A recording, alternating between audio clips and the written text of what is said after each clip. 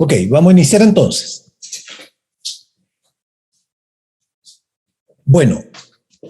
lo primero que hay que señalar es la importancia que tiene hablar de demencias. Ustedes saben que hace 10 años atrás la Organización Mundial de la Salud ya declaró a la demencia como una prioridad de salud pública. Y aquí están cifras, ¿no es cierto?, que hablan de la magnitud del problema que todo el mundo conoce.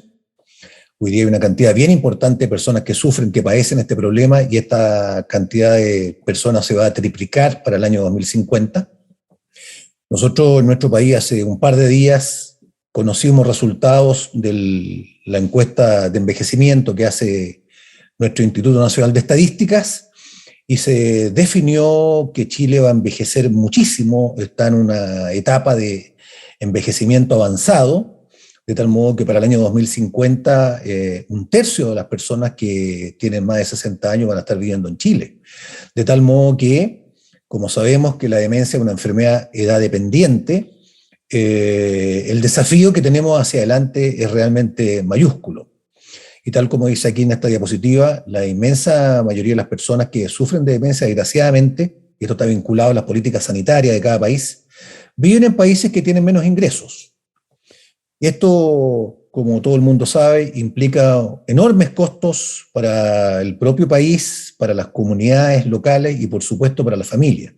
Costos económicos que están mencionados ahí y, naturalmente, todos los costos emocionales que significa enfrentar durante muchos años una enfermedad devastadora. Dicho eso, entonces, les presento el itinerario sobre el cual va a regir nuestra conversación. Primero, diré algunas cosas específicas en relación a la fisiopatología de la enfermedad. Lo primero es mencionar dos premisas fundamentales. Son más frecuentes las enfermedades degenerativas. De las no degenerativas, la vascular, por supuesto, también es muy frecuente, y hay otras causas que tienen una etiología distinta, pero refuerzo el concepto de que la mayoría de las demencias son degenerativas, partiendo por la enfermedad de Alzheimer, porque justamente eso complejiza la comprensión de los mecanismos básicos que generan la enfermedad y, por ende, dificultan muchísimo encontrar tratamientos que sean genuinamente efectivos y seguros. Dicho eso, la otra premisa es que la inmensa desarrollada en el universo de la demencia se ha focalizado esencialmente en la enfermedad de Alzheimer. Como pueden ver, el registro de PubMed de hace unos pocos días atrás, 17.000, para demencia frontotemporal 11.000, y la demencia por causa del Alzheimer, porque de eso deriva después la comprensión de los mecanismos farmacológicos, porque esa enfermedad de Alzheimer. Esa es la verdad. Bueno, decía yo que hay un conjunto de hipótesis que se han postulado, siendo, como todos saben, la más consistente en el tiempo, porque ha requerido mayor estudio y exploración, la hipótesis amiloidea. Pero claramente, cada uno de estos mecanismos que están mencionados en esta diapositiva tienen un rol que es muy relevante en la construcción final de esta cascada de fenómenos neurobiológicos que, bueno, se van desarrollando en la enfermedad. Entonces, la hipótesis amiloidea deriva de un trabajo seminal que se hizo hace hartos años atrás, 30 años, fundamentalmente dirigido por el doctor John Hardy, ¿no es cierto?, de Londres, Inglaterra, en que él postuló de que en la enfermedad de Alzheimer lo que acontecía es que, derivado de una susceptibilidad genética, ahí está, ¿no es cierto?, lo que son las susceptibilidades genéticas dominantes, donde hay mutaciones específicas que tienen algunas personas que dan cuenta de lo que se llama la enfermedad de Alzheimer familiar, que es poco frecuente, y susceptibilidades genéticas que hoy día se consideran poligénicas, como por ejemplo el ApoE, determinan que el equilibrio que hay entre la producción del péptido beta-amiloide y la salida del cerebro, el clearance, está alterado. Esto genera entonces una acumulación intracerebral, extraneuronal, que da origen a una secuencia de este derivado proteico que primero parte como monómeros, después como oligómeros y finalmente constituye, ¿no es cierto?, el centro de la placa neurítica o placa senil, y eso finalmente arrastra a fenómenos, ¿no es cierto?, de degeneración y muerte celular, puesto que esa afecta fundamentalmente la transmisión sináptica, con un conjunto de epifenómenos que son los que de alguna forma explican por qué hay ciertos mecanismos, ¿no es cierto?, etiológicos que tienen una correlación con ciertos fármacos. Entonces, por ejemplo, en el cuadrito ustedes pueden ver que hay alteraciones de neurotransmisores, eso da cuenta por qué usamos, por ejemplo, los anticolesterásicos o la memantina, por ejemplo, que tiene que ver con el glutamato, y hay otras alteraciones como estrés oxidativo, procesos inflamatorios que están tan de moda, y la hiperfosforilación de la proteína tau, que es el otro elemento proteico que es intra, ¿no es cierto?, neuronal, que es fundamental, sobre todo en la relación con las manifestaciones clínicas que tienen los pacientes. Dicho eso, entonces se considera a la enfermedad de Alzheimer como una enfermedad clínico-patológica y se ha establecido una clasificación que se llama ATN, a propósito de amiloide, tau y neurodegeneración, donde se muestra en este cuadrito momentos en que nosotros podríamos intervenir. A propósito, ¿no es cierto?, de que se detecta hoy día, por ejemplo, mucho más precozmente, usando biomarcadores, la fase más bien bioquímica, celular, biológica de la enfermedad, es decir, la fase preclínica. Pero nosotros hoy día, al día de hoy, lo que tenemos validado y autorizado es en la etapa prodrómica de la enfermedad, que se conoce también con el nombre de deterioro cognitivo leve o trastorno neurocognitivo menor, y en el periodo de estado ya de la demencia en sus diferentes fases, como leve, moderada y severa. Entonces tenemos tratamientos actuales en esas etapas de este continuum, ¿no es cierto?, en que transcurre la trayectoria de la enfermedad, que como la mayoría sabe, los primeros cambios, que son fundamentalmente moleculares y celulares, se ha establecido que pueden estar ocurriendo 20 años antes, 2 décadas antes de la expresión clínica de los síntomas. Entonces, con esos elementos fisiopatológicos muy generales, adentrémonos un poquito en los tratamientos. Ahora, ¿por qué ha sido difícil conseguir un tratamiento curativo de la enfermedad? O tratamientos que por lo menos sean modificadores de la trayectoria. Bueno, hay muchas razones. Primero, porque la etiopatogenia es sumamente complicada, el cerebro es un órgano muy complejo, y la verdad es que ha sido difícil entender todo lo que ocurre en un cerebro que está sufriendo un proceso de neurodegeneración, y por lo tanto no ha sido posible conseguir medicamentos que realmente den cuenta de la cantidad de problemas que están acaeciendo en forma simultánea o paralela. Además, los pacientes clínicamente se presentan con formas clínicas que son a veces distintas e incluso tienen subtipos biológicos diferentes, de tal modo que los medicamentos funcionan en una variedad de pacientes, pero no en otras, aun cuando tengan el mismo rótulo, por ejemplo, de enfermedad de Alzheimer. Claramente, también las maneras en que nosotros valoramos la efectividad de los fármacos en los ensayos clínicos randomizados depende de instrumentos que se usan. Y bueno, ha habido mucha controversia con respecto al valor que tienen efectivamente estos instrumentos que van determinando si un medicamento sirve o no, tanto en lo cognitivo como en lo funcional o lo conductual. Y por último, claro, hasta el día de hoy no cabe duda que la instauración de los medicamentos ha sido en etapas más bien avanzadas de la enfermedad, donde la cascada neurodegenerativa está completamente desarrollada y donde nosotros estamos tratando más bien cenizas de un incendio que partió mucho antes.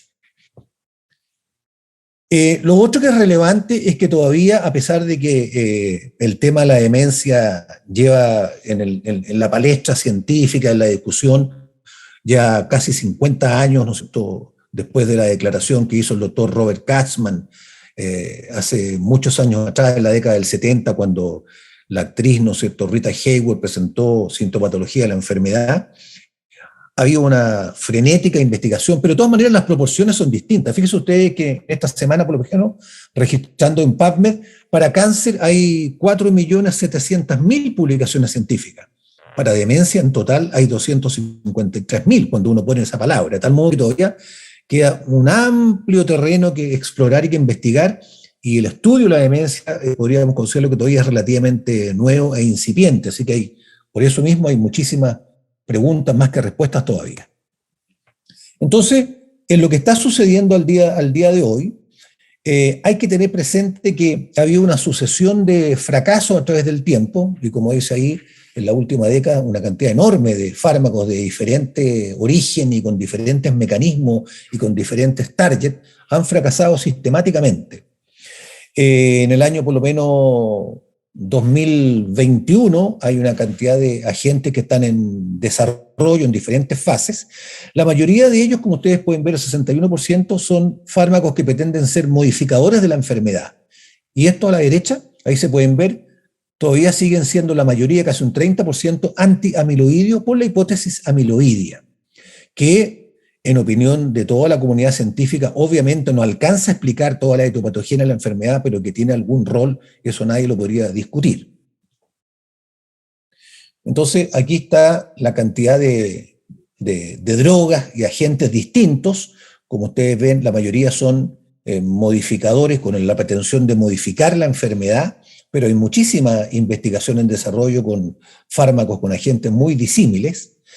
pero la mayoría está concentrado en el mecanismo, ojalá, antipatogénico. Y como está señalado ahí en el cuadrito a la derecha, para concretar, para cristalizar todos estos estudios se requieren esfuerzos gigantescos, no solamente monetarios para las organizaciones, compañías farmacéuticas o universidades que investigan estos productos, sino que muchos pacientes por reclutar. Y esto, claro, ha sido difícil de conseguir porque son, bueno, hay muchas, digamos, regulaciones además éticas, y producto del fracaso que ha habido sistemático, de repente se comienza a perder un poco el interés en participar tanto de los propios pacientes como de la propia industria, porque, bueno, es una apuesta bastante temeraria acertarle a un tratamiento definitivo para la enfermedad de Alzheimer. Sea como fuere, después de una sequía de agentes antidemenciantes, porque la memantina había sido, ¿no es cierto?, el último medicamento aprobado formalmente por la FDA hace mucho tiempo atrás, casi 20 años. El año pasado llamó muchísimo la atención la irrupción de esta sustancia que se llama Aducanumab, que generó una portada en la revista Nature, a propósito de que era capaz de limpiar, ¿no es cierto?, esta sobrecarga de basura tóxica llamada amiloide, detectada por el PET, como ustedes pueden ver en el cuadrito de arriba, cómo se va limpiando a diferentes dosis después del tratamiento. De tal modo que este medicamento, por lo menos visualmente con el PET, que es una neuroimagen que funciona como un biomarcador de esta carga amiloidea, era muy eficiente. Sin embargo, ya estábamos advertidos de que en el correlato clínico, que era lo más importante, ustedes pueden ver el cuadrito abajo, en el CDR, que es una escala de valoración de severidad de la demencia, en gris está el placebo y en violeta la dosis más alta de Aducanumab, realmente no había mucha diferencia. Entonces, a pesar de que era muy eficiente el punto biológico, desde el punto de vista biológico, no lo era tanto desde el punto de vista clínico.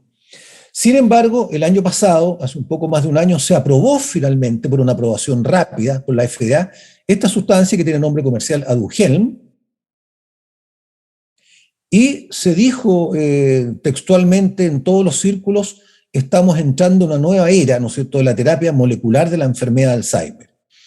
Y la organización más importante, preocupada de los científicos, lo psicosocial de la demencia, que es Alzheimer Association, dijo incluso, esta aprobación es una victoria para la gente con Alzheimer y su familia. O sea, había un entusiasmo bien importante a raíz de la irrupción de este fármaco. Y se generaron entonces criterios de tratamiento, que son los que están ahí. Fundamentalmente esto está indicado en un tratamiento inyectable mensual para etapas muy tempranas de la enfermedad de Alzheimer o para deterioro cognitivo leve. Había que cumplir otros criterios, otros requisitos, y bueno, comenzó a usarse tanto en la investigación clínica como comercialmente, pero en el intertanto ocurrieron cosas bien significativas, que la EMA, la Agencia Europea de Medicamentos, sencillamente rechazó la solicitud de autorización de esta sustancia, y en el propio Estados Unidos, los seguros que de alguna forma tienen que financiar la prestación de estos fármacos, sencillamente lo acotaron para pacientes que estaban en ensayos clínicos y no aprobaron, ¿no es cierto?, el respaldo para el uso comercial amplio. Y esto se debió a tres factores: porque la eficacia clínica nunca demostró ser demasiado importante, porque había una cantidad muy relevante de reacciones adversas, como lo que se llaman, ¿no es cierto?, ARIA, que son fenómenos de edema y microhemorragia cerebral advertidos por la resonancia magnética, y el costo muy alto. De tal modo que ha transcurrido un poco más de un año y la propia compañía propietaria del fármaco ha desistido de seguir promocionándolo, de tal modo que esto finalmente, entre comillas, se ha transformado realmente en un fiasco tanto clínico como comercial.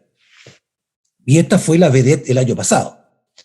Entonces, cuando uno revisa un poco esta secuencia de fenómenos que ocurren en la hipótesis amiloidea, parte de una proteína precursora que está en la membrana neuronal que se llama PP, que sigue un camino metabólico incorrecto y da origen entonces a estos monómeros y luego a los oligómeros, las fibrillas y la placa neurítica, que es un centro amiloideo con neuritas distróficas y con glía que reacciona porque hay un cuadro inflamatorio. Entonces ustedes pueden ver las drogas que están ahí,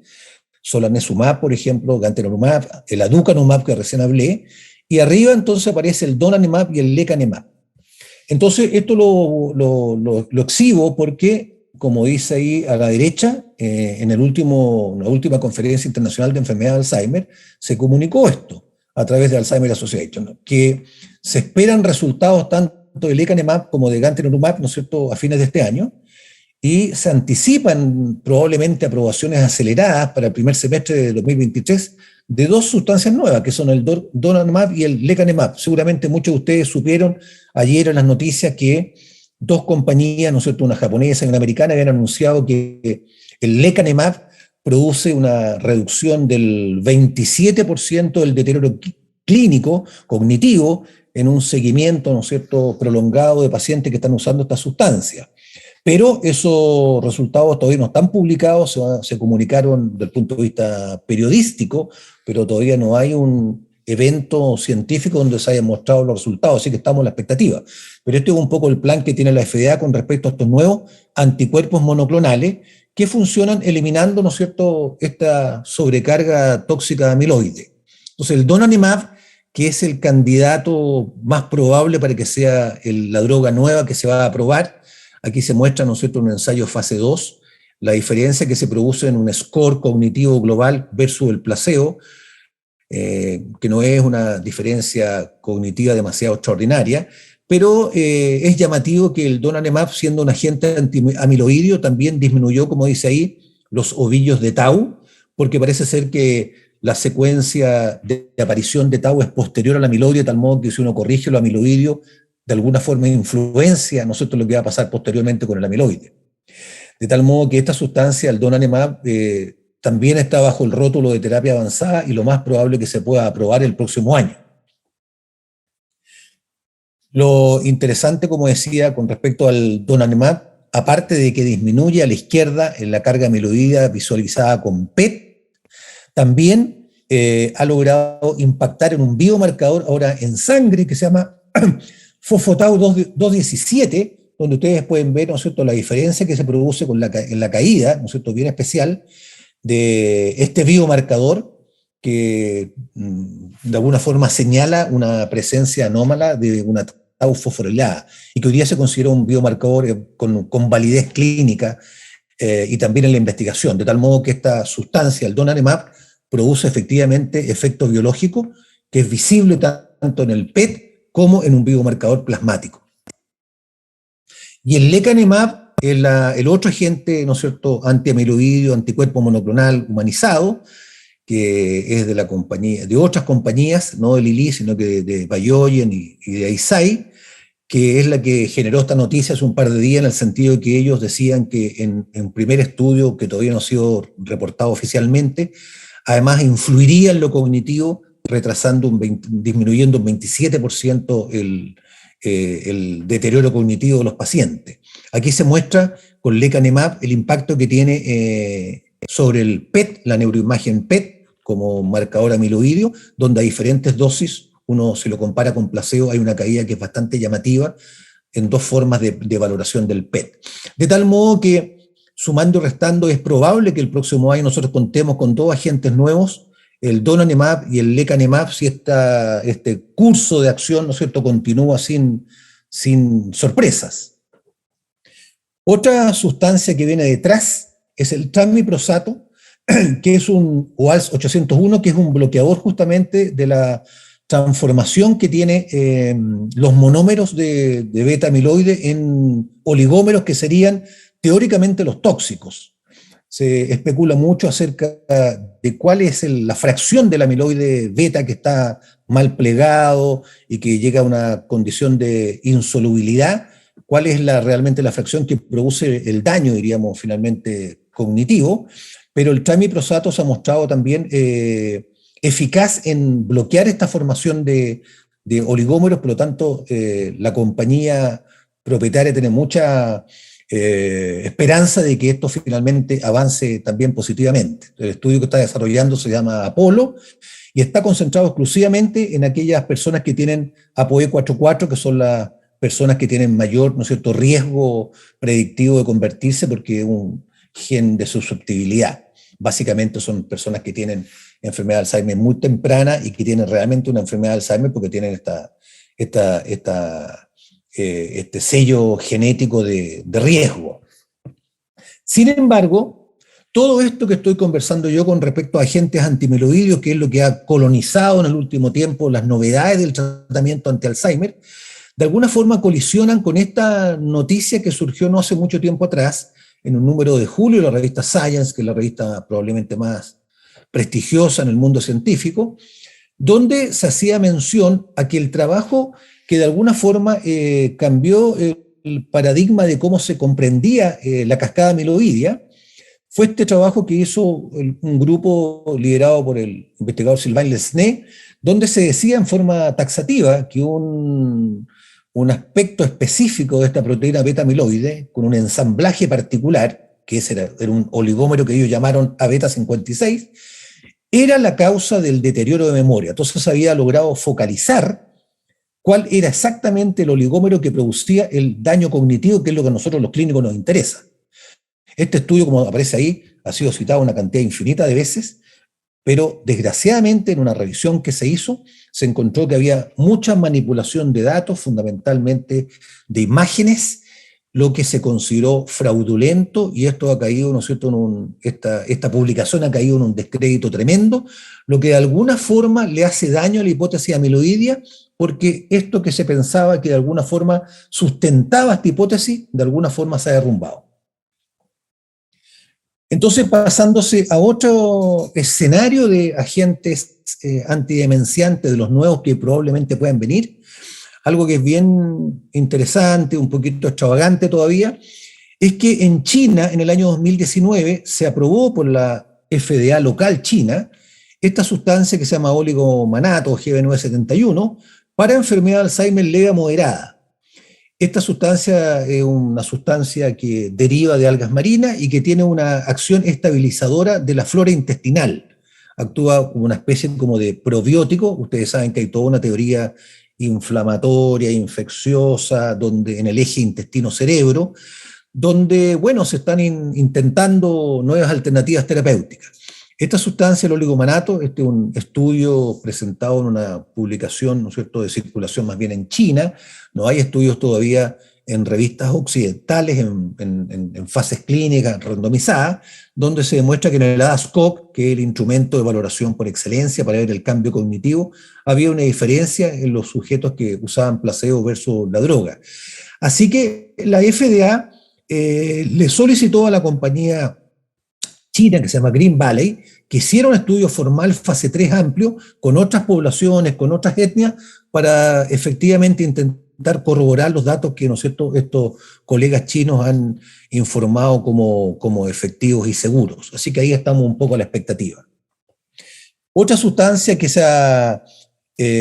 presentado de manera un poquito errática en el tiempo, pero persiste. En el último Congreso Mundial de Alzheimer, que fue en la ciudad de San Diego, estaban presentes, es el Suvenet, que es un yogur, literalmente, una bebida láctea que se toma una vez al día y que en el cuadrito abajo a la izquierda tiene una constelación, ¿no es cierto?, no casual, de ciertas vitaminas y oligoelementos que de alguna forma mejorarían la sinapsis, tendría una capacidad sinaptogénica. Y hay un correlato clínico a la derecha donde hay algunos cambios en marcadores clínicos. Ustedes pueden ver ahí, ¿no es cierto?, que hay test, instrumentos de valoración cognitiva global, también está el CDR, pero estos resultados no han logrado ser consistentes en el tiempo y replicados, de tal modo que la comunidad científica todavía valora el SUBENET con un poquito de escepticismo, a pesar de que está comercialmente disponible. No en Chile, pero sí, por ejemplo, en Argentina. Y lo otro interesante, de alguna forma vinculado también con lo anterior, relacionado con esto de los multivitamínicos, es este estudio muy reciente, publicado en una revista prestigiosa del tema de demencias, donde se estudió a través de 3 años de seguimiento los efectos que podría tener el cacao, el chocolate, que tiene, como ustedes saben, una serie de propiedades antioxidantes, y asociado a un multivitamínico mineral, donde se observó que esta sustancia derivada del cacao, el chocolate, no tuvo mayor impacto en lo cognitivo. Sin embargo, este multivitamínico, que tiene un nombre comercial incluso que está disponible, que es parecido a otros multivitamínicos, pero en una proporción probablemente particular, sí mejoró la cognición global, la memoria episódica y función ejecutiva, especialmente las personas que tenían más antecedentes cardiovasculares. De tal modo que aquí hay una forma como de resucitar de nuevo ciertos complejos multivitamínicos en proporciones que son más o menos bien definidas y que parece ser que prestan alguna utilidad cuando uno está en un escenario, ¿no es cierto?, de cierta precariedad terapéutica. Lo pongo como novedad porque esto es una revista relevante y es un estudio muy reciente. Entonces, ahora nos trasladamos a lo que está pasando actualmente. Bueno, actualmente estos son los medicamentos que están aprobados por la FDA para enfermedad de Alzheimer. Ustedes pueden ver que en el cuadrito que está en blanco son los medicamentos que se usan regularmente. Los 3 primeros de arriba son procolinérgicos, la memantina es un modulador del glutamato, el donepezilo con memantina también está combinado en esta forma de presentación, y está puesto el aducanumab, que ya mencioné extensamente, como un medicamento con aprobación formal de la FDA.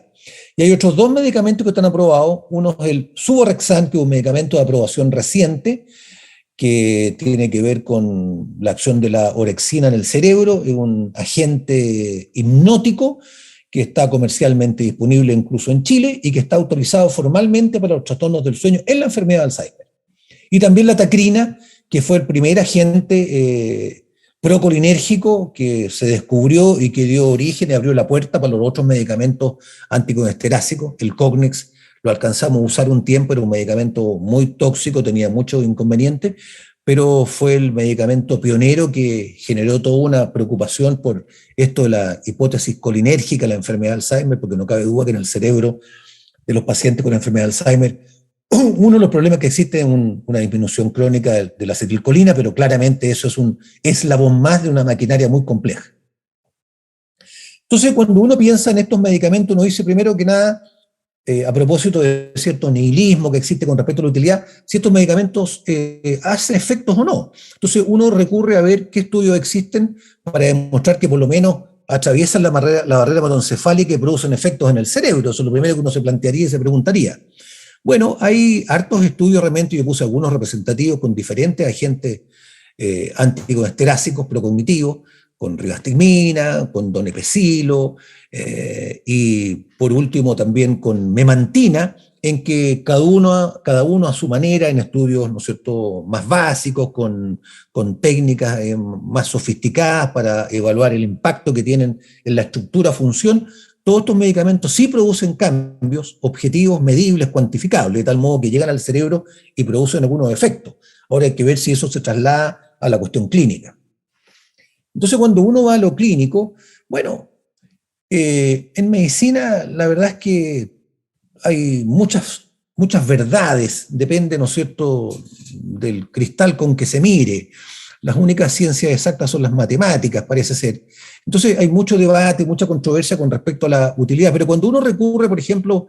a los metaanálisis, a las revisiones sistemáticas, bueno, Cochrane es una base de datos muy reputada,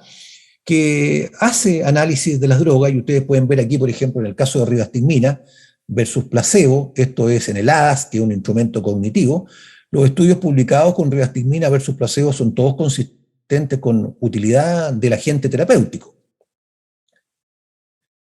Y lo mismo pasa con otros parámetros que uno evalúa en la clínica, como por ejemplo la funcionalidad o el cambio global. Ustedes tienen, ¿no es cierto?, en estas revisiones también de metaanálisis, las diferentes drogas, ahí tienen donepezilo, galantamina, tienen memantina,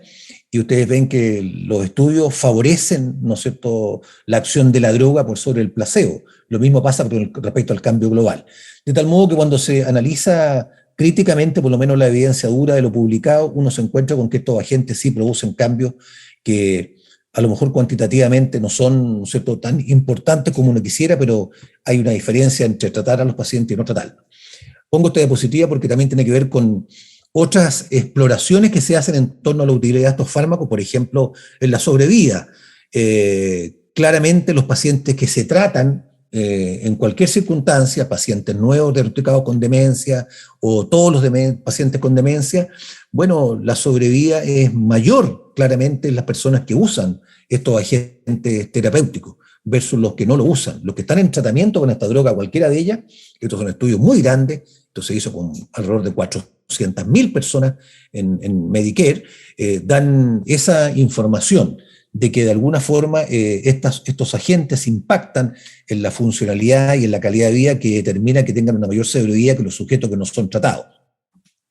Entonces uno se pregunta después, pero ¿cuál es el efecto más a largo plazo que pueden tener? Porque casi todos los estudios en demencia, en enfermedad de Alzheimer, se hacen por periodos más bien breves, 6 meses, un año, porque además los comités de ética no siempre aceptan que un grupo placebo, ¿no es cierto?, en demencia, que son enfermedades degenerativas progresivas, esté, ¿no es cierto?, 3 años sin un tratamiento efectivo, real. Bueno, y hay también datos, por ejemplo, en la frase de arriba, en el párrafo de arriba, un seguimiento de 5 años de mucha cantidad de personas usando anticolesterásicos, hubieron efectos cognitivos que pudieron ser claramente modestos, pero muy persistentes en el tiempo, y con disminución de nuevo, corroborando lo anterior, disminución de la mortalidad general en estudios prolongados. Y más abajo, ¿no es cierto?, la terapia combinada de algún anticolesterásico con memantina también tuvo un impacto en el sentido de atenuar un poco el deterioro cognitivo y funcional en seguimientos por 4 años. Entonces hay también estudios publicados, ¿no es cierto?, serios, en revistas serias, que demuestran que en el uso más prolongado de estos fármacos también se obtiene algún beneficio. Si nosotros tuviéramos la posibilidad de hacer, ¿no es cierto?, medicina de precisión hoy día actualizada, probablemente podríamos elegir mucho mejor a los pacientes que se van a beneficiar con uno u otro agente, pero eso todavía, ¿no es cierto?, no disponemos como de esa herramienta. Entonces, cuando uno va a sumar y restar toda la evidencia que hay, de nuevo uno recurre, por ejemplo, al Cochrane, que ha hecho revisiones grandes de estos agentes, y con respecto a los inhibidores de colesterasa, bueno, esa es la conclusión. Entonces, aquí se puede, ¿no es cierto?, leer la conclusión de los autores, que son independientes y que hacen un trabajo sumamente riguroso, en que se dice textualmente: los inhibidores de colesterasa son eficaces para la enfermedad de Alzheimer leve a moderada. Y si uno revisa con respecto a la memantina, dice: hay diferencias importantes en la eficacia de la memantina con respecto a la enfermedad de Alzheimer leve, porque la memantina está aprobada para la enfermedad de Alzheimer moderada severa,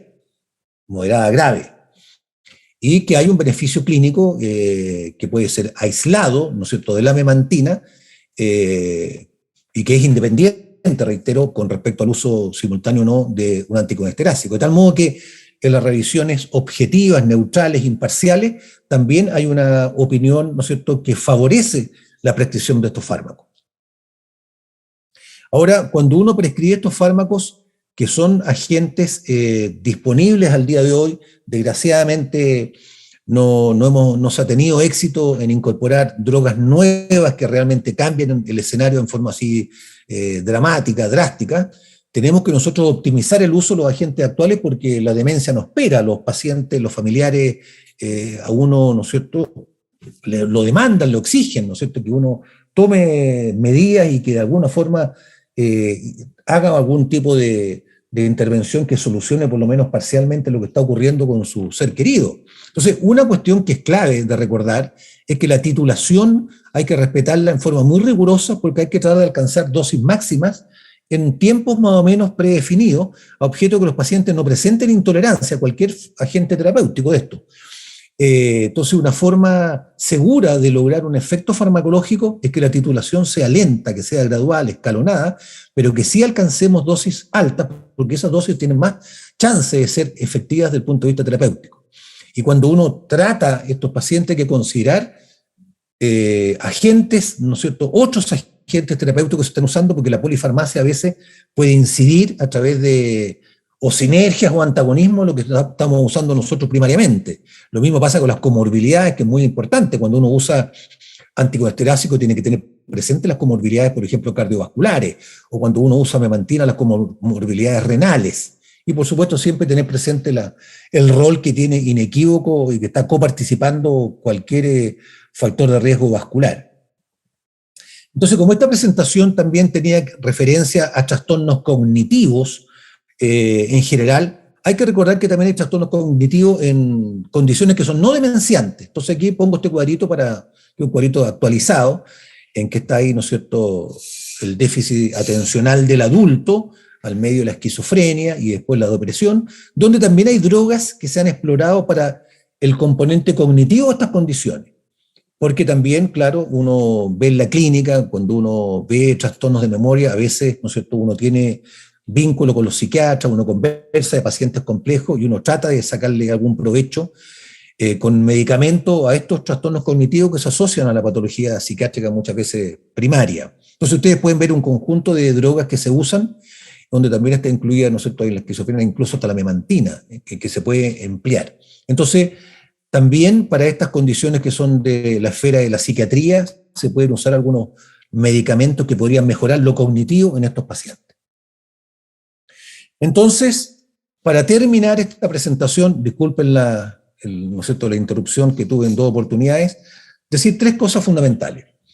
Que la demencia degenerativa por excelencia, la demencia de Alzheimer, la frontotemporal, la por cuerpos de Levy, ¿no es cierto?, y cualquier otra demencia degenerativa que ustedes conocen, tienen naturalezas en general multifactoriales, ¿eh? No es solamente una proteinopatía singular y única y específica. Y que hay entonces una serie además de determinantes genéticos que hacen que los fenotipos finalmente no sean similares, y eso representa muchos desafíos para encontrar drogas que están centradas en cada persona. Entonces ha costado muchísimo arribar a un arsenal terapéutico eficiente y seguro, aunque hay todavía un cierto frenesí por explorar drogas nuevas, y nosotros esperamos con cierto optimismo mesurado de que esto ojalá en los años venideros pueda cambiar en forma definitiva. Claramente, en el último tiempo están de moda para muchas patologías neurológicas los agentes biológicos, como ustedes saben, y eso ya han abierto ventanas distintas que ojalá puedan, ¿no es cierto?, bueno, materializarse. Estamos esperando con mucho anhelo qué va a pasar con estas drogas antiamiloidas nuevas, que parece ser que corregirían los defectos de la aducanumab y tendrían mayor eficacia clínica. Pero todavía al día de hoy, cuando uno le pregunta qué uno hace en el día de hoy, en el escenario real, bueno, yo creo que todavía es completamente válido sacarle el máximo de provecho a los agentes que tenemos, que consistentemente a través del tiempo han persistido, ¿no es cierto?, en su utilidad, siempre y cuando uno los use como corresponde. Y lo más probable, por ser estas enfermedades, ¿no es cierto?, multifactoriales, que el tratamiento a largo plazo, que nosotros tengamos más adelante, cuando tengamos drogas nuevas, va a ser un tratamiento multimodal, que también va a incluir agentes específicos, como por ejemplo los anticolesterásicos y la memantina, porque ellos de alguna forma modulan disfunciones de ciertos neurotransmisores. Bueno, eso es lo que yo quería contarles en esta presentación. Muchas gracias.